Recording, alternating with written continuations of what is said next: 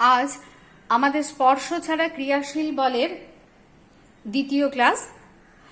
এর আগের ক্লাসে আমি স্পর্শ ছাড়া ক্রিয়াশীল বল কি সেটা ঠিক ব্যাখ্যা করিনি।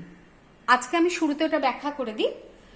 আমরা কোনো বস্তুকে যদি বল প্রয়োগ করি তাহলে বস্তুটাকে হয় ধরে ঠেলি অথবা টানি। ধর এটা একটা বস্তু, একে আমাকে সরাতে গেলে কি করতে হবে? এবার ঠেলতে হবে অথবা টানতে হবে। তো এই যে বল প্রয়োগ বলতে আমরা সাধারণত এটাই বুঝি। এই যে বল প্রয়োগ, এটাতে কি হয়? বস্তুটাকে স্পর্শ করতে হয়। কিন্তু এই যে এটাকে ধর আমি ওপর থেকে ছেড়ে দিলাম, এটা নিচে পড়ে গেল। কেন পড়লো? না এর ওপরে কেউ বল প্রয়োগ করছে। সেটাকে না, এটা আমরা আগেই জেনে গেছি যে পৃথিবী এর ওপরে বল প্রয়োগ করছে।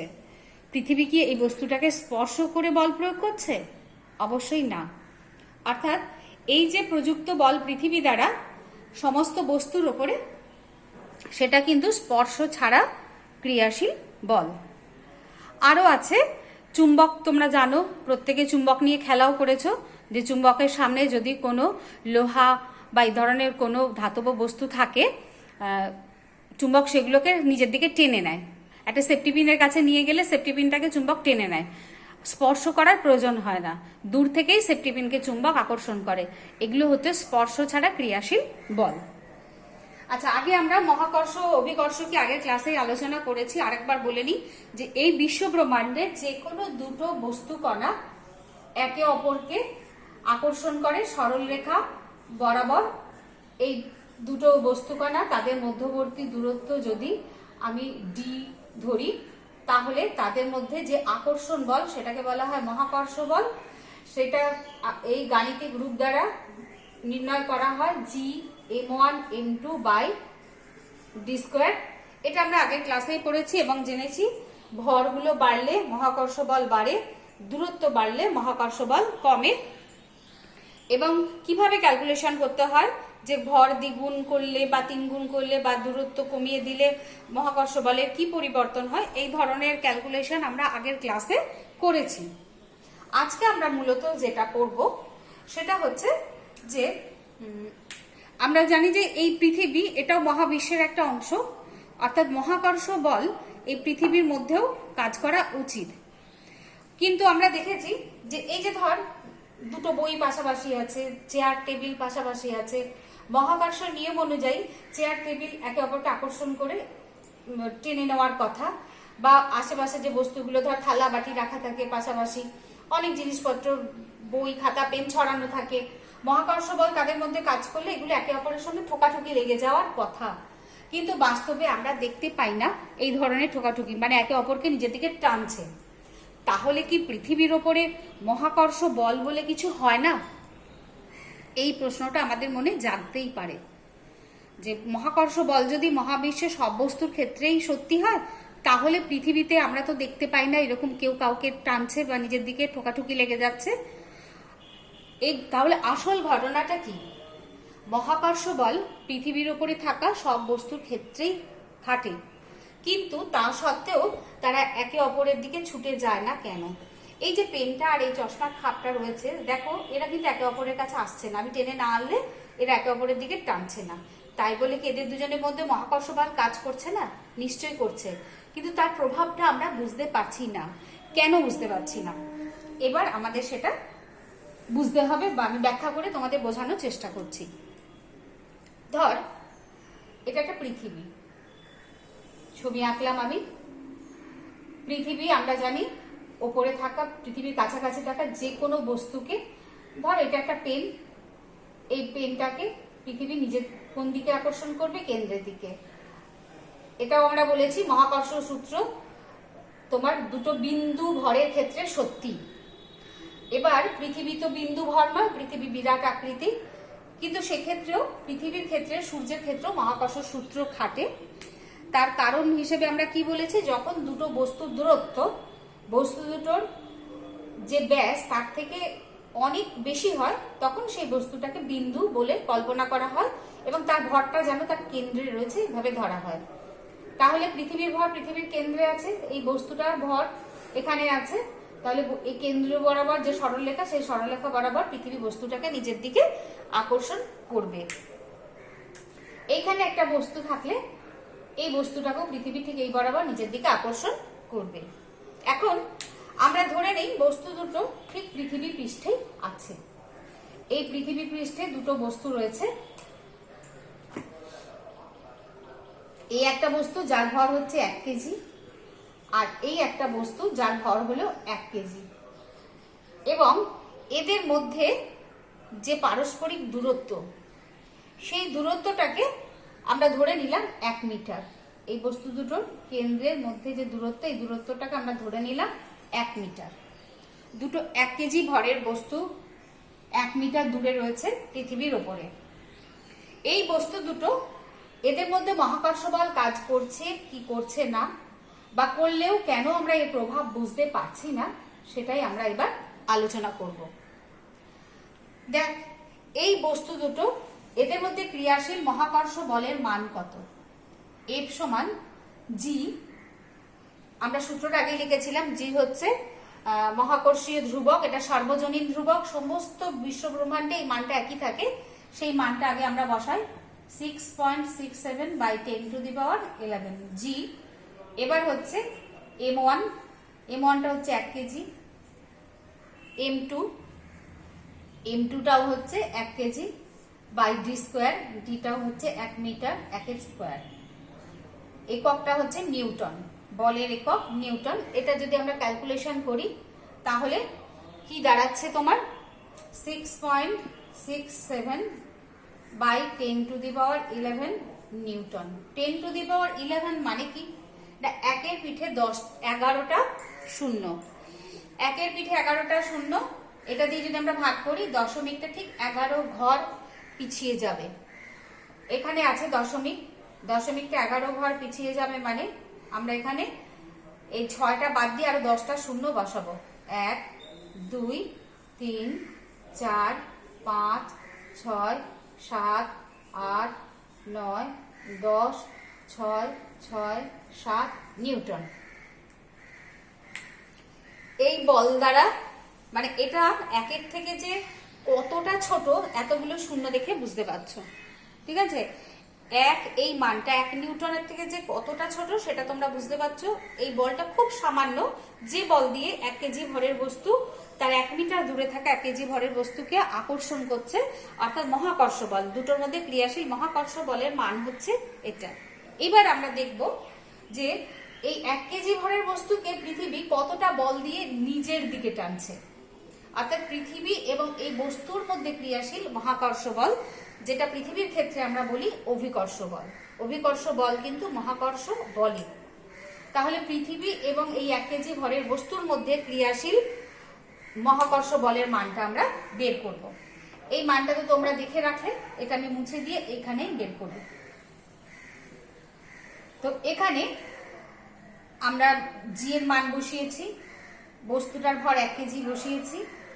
এবার আমরা এখানে পৃথিবীর ভর এর মানটা বসাবো। এটা হচ্ছে এই বস্তুর ভর, পৃথিবীর ভর হচ্ছে 5.96 into 10 to the power 24 KG, আর বাই ডি স্কোয়ার, অর্থাৎ পৃথিবীর যে ব্যাসার্ধ, পৃথিবীর ব্যাসার্ধটাই হচ্ছে দূরত্ব কেন্দ্র থেকে এই বস্তুটার দূরত্ব। তো পৃথিবীর ব্যাসার্ধ হচ্ছে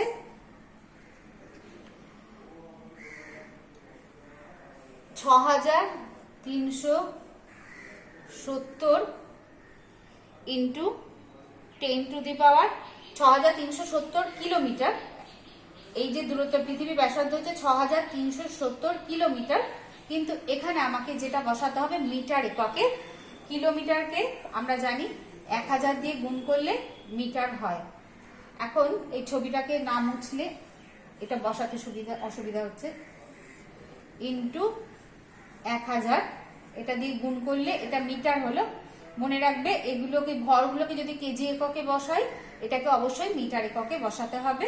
এটাই হচ্ছে আন্তর্জাতিক যে এককের নিয়ম, সেই নিয়ম অনুসারে। এবার ডি স্কোয়ার মানে কি, এটার স্কোয়ার হবে। এখন এটাকে যদি আমরা ক্যালকুলেশন করি, এই বলটার মানটা যদি আমরা ক্যালকুলেশন করি, তাহলে এর মান দাঁড়াবে 9.797 নিউটন। খেয়াল করে দেখ, আমরা কি দেখলাম যে পৃথিবীর ওপরে দুটো 1 কেজি ভরের বস্তু যাদের মধ্যে দূরত্ব হচ্ছে 1 মিটার, তাদের মধ্যে যে মহাকর্ষ বল কাজ করছে সেটা ছিল একের পিঠে 11টা শূন্য বসিয়ে ভাগ করলে যে সংখ্যাটা পাওয়া যায় সেই সংখ্যার অত ভাগের থেকে কত ছোট। আর একের পিঠে যদি তুমি 11টা শূন্য বসিয়ে হিসেব করো তাহলে তোমরা একক দশক করে যদি গোনো, দেখো একক, দশক, শতক, হাজার, অযুত, লক্ষ, নিযুত, কোটি। কত কোটি হলো? 10,000 কোটি। অর্থাৎ কিনা এই বস্তু দুটো 1 কেজি ভরের বস্তু দুটোকে 1 মিটার দূরত্বে রাখা থাকলে তাদের মধ্যে যে মহাকর্ষ বল কাজ করে সেটা এক সংখ্যাটাকে যদি আমরা 10,000 কোটি এই সংখ্যাটা দিয়ে ভাগ করি, 10,000 কোটি সংখ্যা দিয়ে ভাগ করলে যে ভাগফলটা পাবো তত নিউটন বল কাজ করে। তাহলে সেই বলটা, আকর্ষণ বলটা যে কতটাই ক্ষীণ সেটা আমরা এই সংখ্যাটা থেকে বুঝতে পারছি। আর পৃথিবী 1 কেজি ভরের বস্তুটাকে দেখো নিজের দিকে টানছে 9.7 নিউটন, মানে প্রায় 10 নিউটন বল দিয়ে। তাহলে অলমোস্ট 10 টু দি পাওয়ার, মানে কি বলবো, 100,000 কোটি গুণ বেশি বল দিয়ে, 100,000 কোটি গুণ বেশি বল দিয়ে 1 কেজি ভরের বস্তুটাকে পৃথিবী নিজের দিকে টানছে।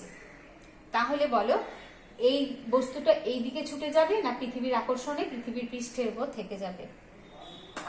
এখান থেকে আমরা বুঝে নিচ্ছি যে পৃথিবীতে সব বস্তুর ওপরে মহাকর্ষ বল কাজ করছে, কিন্তু দুটো বস্তুর মধ্যে মহাকর্ষ বল তার মানটা এতটাই ক্ষীণ যে তার তুলনায় পৃথিবী ওই বস্তুকে যে বল দিয়ে টানছে, অর্থাৎ বস্তু এবং পৃথিবীর মধ্যে ক্রিয়াশীল মহাকর্ষ বলটা অনেক গুণ বেশি, 100,000 কোটি গুণ বেশি।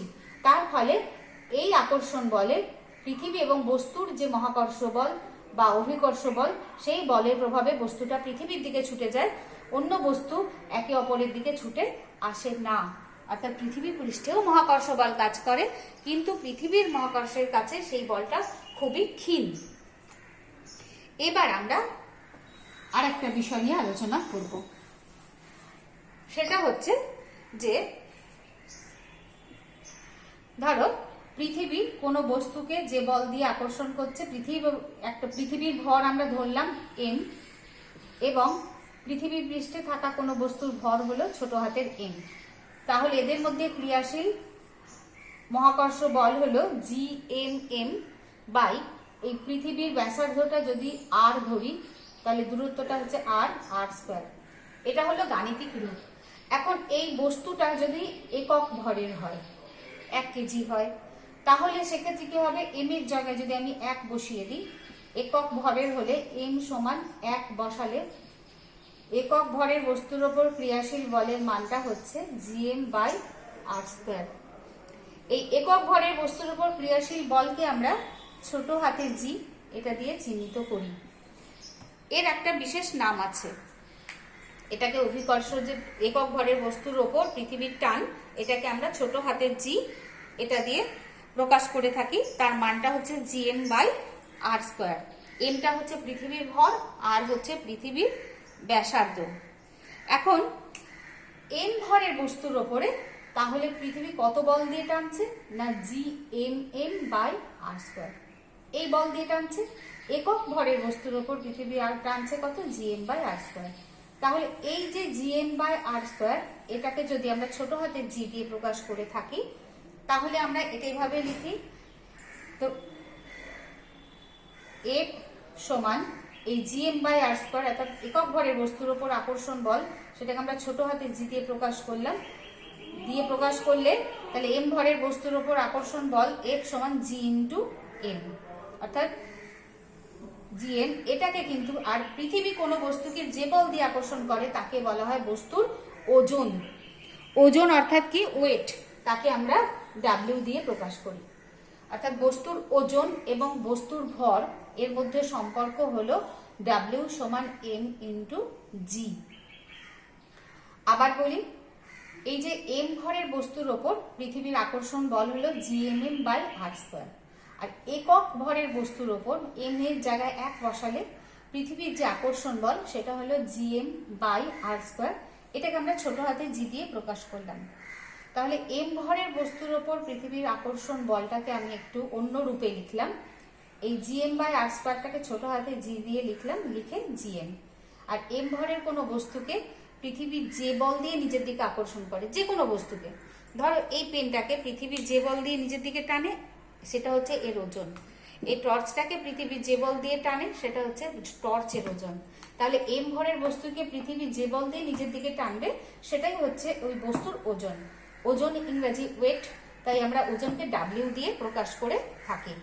তাহলে আমরা কি পাচ্ছি না, কোনো বস্তুর ওজন সমান এমটা হচ্ছে বস্তুর ভর, আর জি এটা হচ্ছে একক ভরের বস্তুর ওপর আকর্ষণ বল। এটার আরেকটা নাম আছে, সেটার কি নাম এটা আমরা এক্ষুনি আসছি।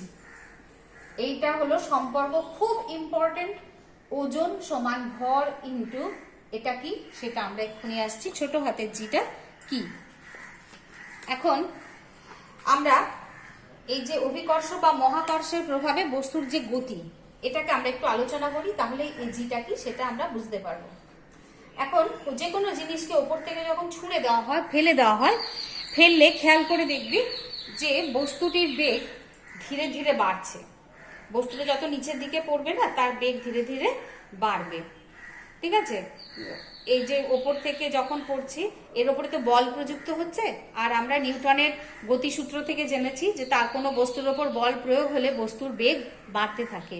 গতিশীল বস্তুর ওপর বল প্রযুক্ত হলে বস্তুর ওপরে বেগ বাড়তে থাকে, অর্থাৎ বেগ বৃদ্ধি হলে তার মধ্যে একটা ত্বরণ সৃষ্টি হয়। 1 সেকেন্ডে কতটা বেগ বাড়ছে সেটাই হচ্ছে বস্তুর ত্বরণ। তাহলে কোনো পতনশীল বস্তু যখন ওপর থেকে নিচের দিকে পড়বে, এর উপরে কনস্ট্যান্ট পৃথিবীর অভিকর্ষ বল প্রযুক্ত হচ্ছে। সব সময় পৃথিবীর অভিকর্ষ বল প্রযুক্ত হচ্ছে বলে এর বেগটা ধীরে ধীরে বাড়ছে। যত উপর থেকে নিচের দিকে পড়বে তত এর বেগ বাড়বে, অর্থাৎ এর মধ্যে পতনশীল বস্তুর মধ্যে একটা ত্বরণ সৃষ্টি হবে। এই ত্বরণটা, আবার বলে দিই ত্বরণ কি না, কোনো বস্তুর বেগ যখন ক্রমশ বাড়ে, 1 সেকেন্ডে যতটা বেগ বাড়ে সেই বেগ বৃদ্ধিটাকে বলা হয় ত্বরণ। তাহলে কোনো বস্তু যখন অভিকর্ষ বলের প্রভাবে ওপর থেকে নিচে পড়ছে, তার বেগ ধীরে ধীরে বাড়ছে। বেগ যেহেতু বাড়ছে, এর মধ্যে একটা ত্বরণ সৃষ্টি হচ্ছে, সেই ত্বরণকে বলা হয় অভিকর্ষজ ত্বরণ।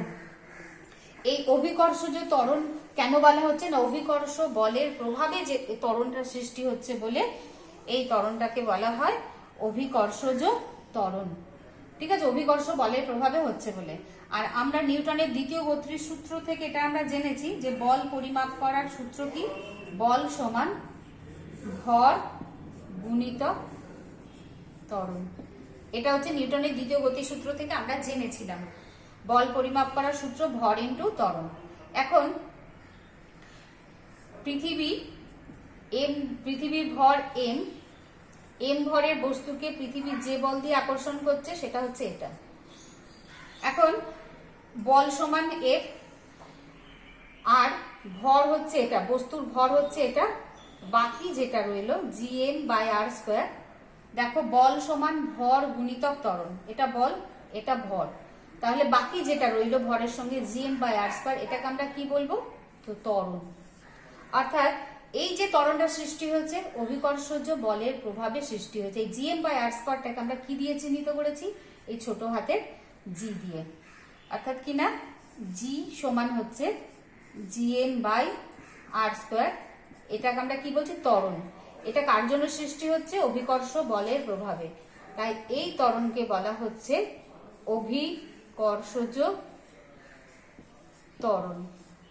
জি সমান হলো জিএম বাই আর স্কোয়ার, এইটাকে বলা হয় অভিকর্ষজ ত্বরণ।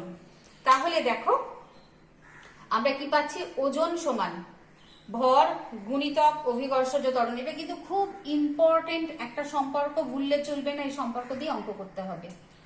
ওজন সমান বল ভর গুণিতক জিটাকে আমরা কি বলছি, অভিকর্ষজ ত্বরণ। এই সম্পর্কটা একদম বইয়ের পাতায় বড় বড় করে লিখে রাখবে। আবার বলে দিই, ওজন সমান ভর গুণিতক অভিকর্ষজ ত্বরণ।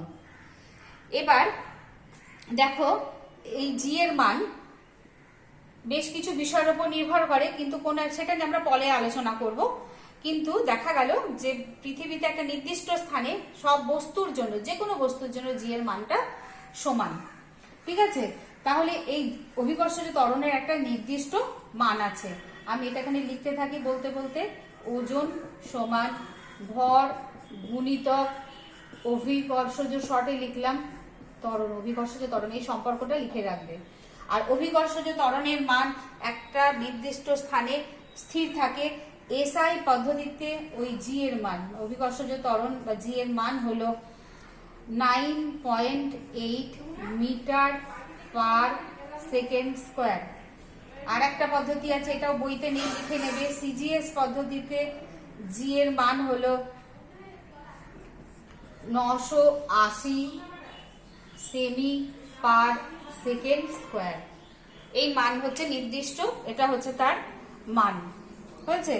এবার এই অভিকর্ষজ ত্বরণের মান সব জায়গায় কিন্তু সমান হয় না, একটু হেরফের হয়। সেই কারণে পৃথিবীর সর্বত্র ওজনটা সমান হয় না। কিরকম হেরফের হয় না, পৃথিবী পুরোপুরি গোল নয়। পৃথিবী কেমন, কমলা লেবুর মতো দেখতে, দুটো প্রান্ত, মেরু প্রদেশটা একটু চাপা আর নিরক্ষীয় অঞ্চলটা একটু ফোলা। অর্থাৎ এই যে ব্যাসার্ধটা, এটা বেশি এটা কম।